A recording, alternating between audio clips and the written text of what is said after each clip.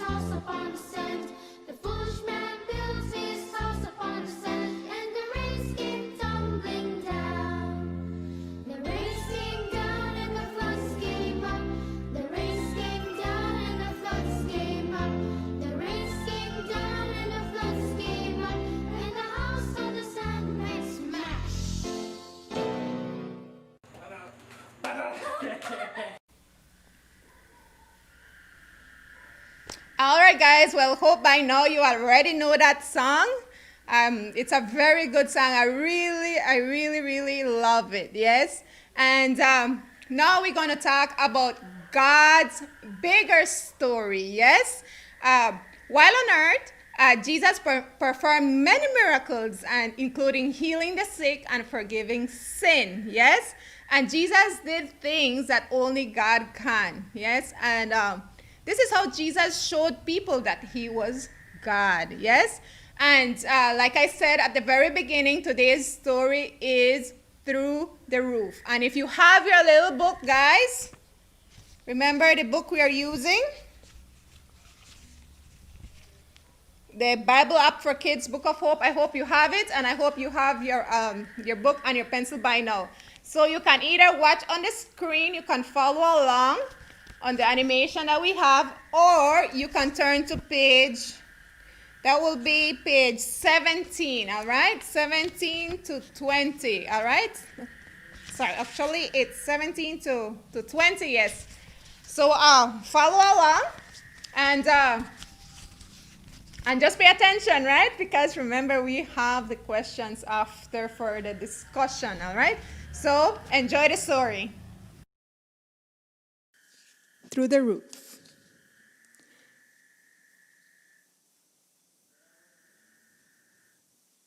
Full. The house was full. Jesus was in the house, teaching and healing, and everyone wanted to see him. Some men had a friend who could not walk. They believed that Jesus could heal him. The house on a mat. Because the house was so full, they couldn't get in. So they carried their friend up the steps to the flat roof and started tearing up the tiles. They opened a hole in the roof.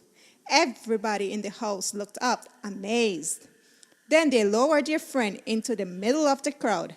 They thought Jesus would heal their friend. Instead, Jesus said to him, "Your sins are forgiven." The religious leaders were very unhappy.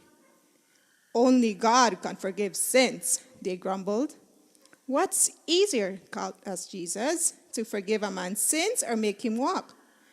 "To show you that I have God's power to forgive sins, I will heal his legs." "Pick up your mat and walk home," said Jesus to the man. And he did.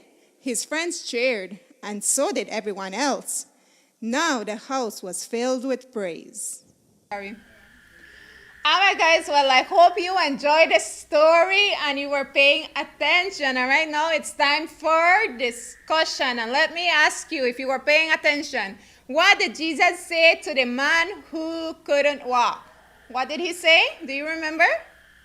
Yes, he said, "Your sins are forgiven." Yes? Good job. And why were the religious leaders very unhappy? Why do you think they were unhappy? They said, remember what it said? They grumbled that only God can forgive sins. Yes? And what happened to the man who couldn't walk? What happened to him?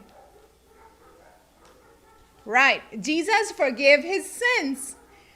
Jesus healed him and he could walk. Yes? Remember? All right. Good job. And whose power did Jesus say he had? Do you remember that part?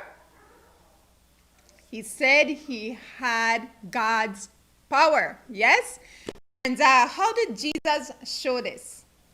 Do you remember? He showed God's power by healing the man who couldn't walk. Yes? All right. So continuing with our discussion, I want you to remember the special